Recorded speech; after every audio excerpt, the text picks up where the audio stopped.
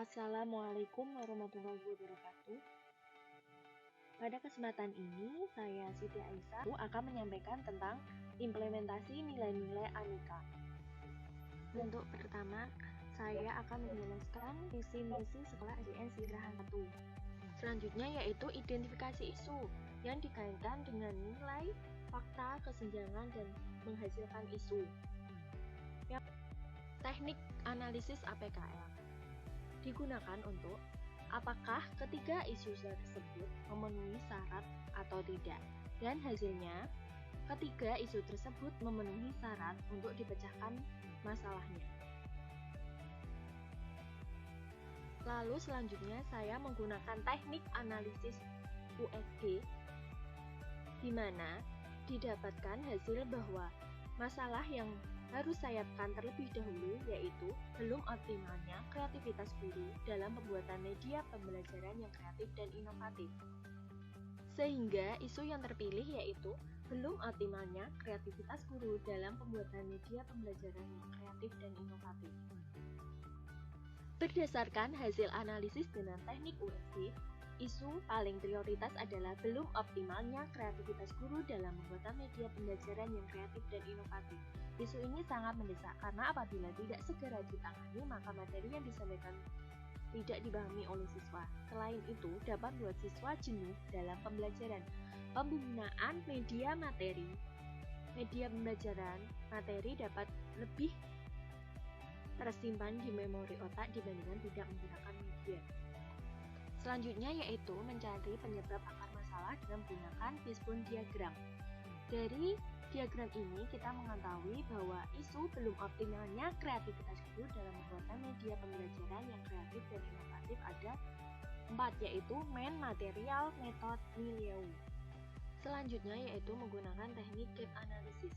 Pada teknik gap analysis, kita bisa menemukan solusi dari akar-akar permasalahan yang telah kita temukan. Dari situ, kemudian saya menemukan gagasan pemecahan isu, yaitu guru membuat media pembelajaran yang kreatif dan inovatif yang disesuaikan dengan kebutuhan peserta didik. Dari gagasan tersebut, saya akan melakukan 5 kegiatan, yaitu yang pertama, menganalisis materi yang sulit dipahami siswa dan yang memerlukan media. Yang kedua, pembuatan ide atau gagasan atau pemikiran media yang sesuai untuk kebutuhan peserta didik. Yang ketiga, pembuatan media yang disesuaikan dengan kebutuhan peserta didik. Yang keempat, pembuatan perangkat pembelajaran yang menggunakan media pembelajaran. Yang kelima, melaksanakan pembelajaran dengan menggunakan media pembelajaran.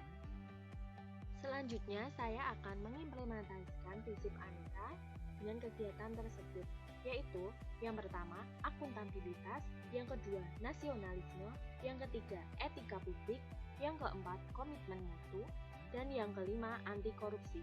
Pada tahapan kegiatan menganalisis materi yang sulit dipahami siswa dan menggunakan media, terdapat tahap kegiatan yaitu yang pertama, menyusun angket yang akan diberikan oleh siswa melalui Google Form.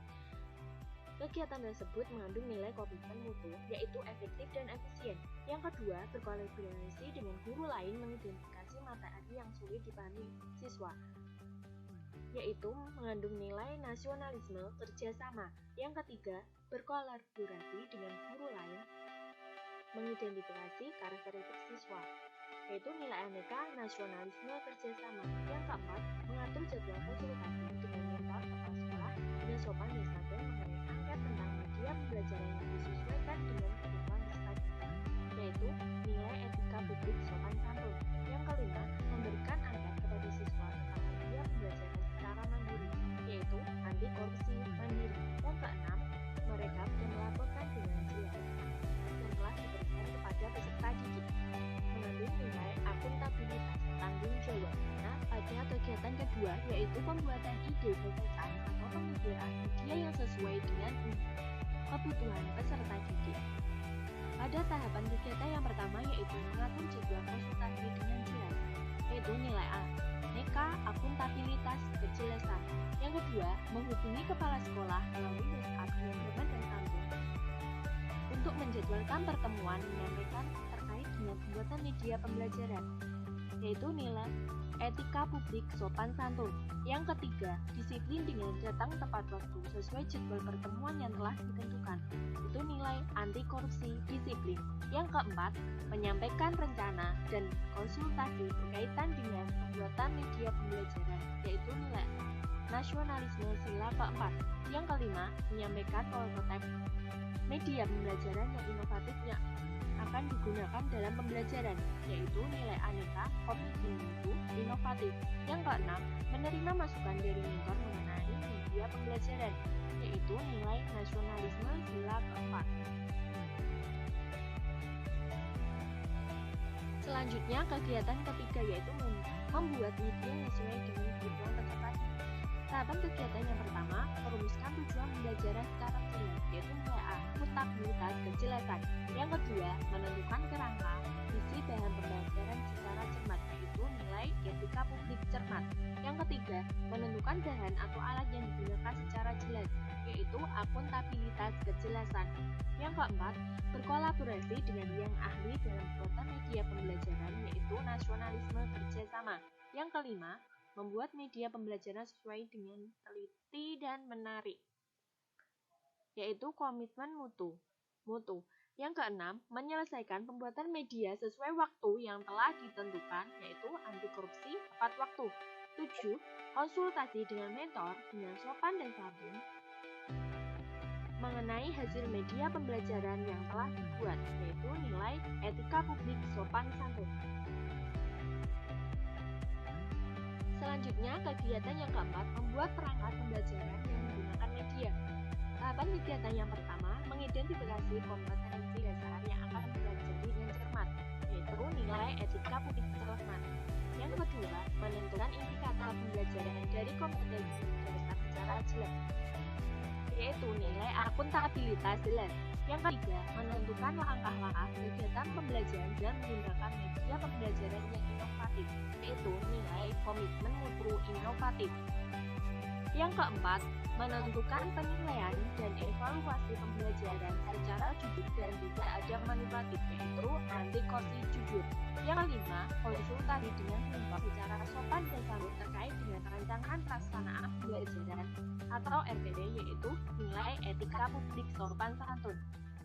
Yang keenam, menerima masukan dari mentor atau kepala sekolah agar pembelajaran menjadi lebih baik, yaitu nilai nasionalisme sila keempat.